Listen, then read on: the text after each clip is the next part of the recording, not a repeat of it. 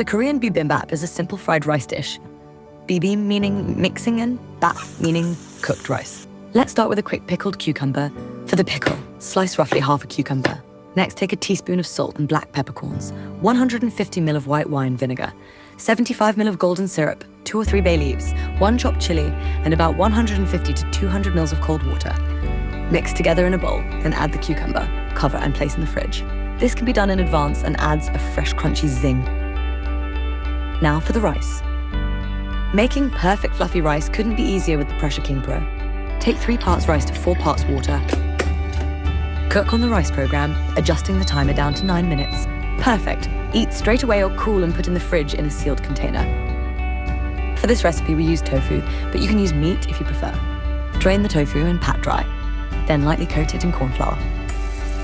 Into the wok with a little oil, then fry until golden brown. Remove from the heat and set aside. Now toss in your peppers and kale. Cook until hot but still al dente. Then remove. Now in with a generous tablespoon of Taishon's Korean sauce and 250 grams of cooked basmati rice. Vigorously stir fry the rice, mixing in every last drop of Korean flavor.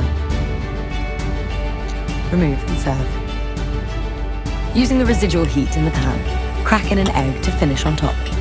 Serve the fried rice center, add bean sprouts, carrot, and garnish. And everything ready to mix. Korean bibimbap, the Taishon way. Delicious.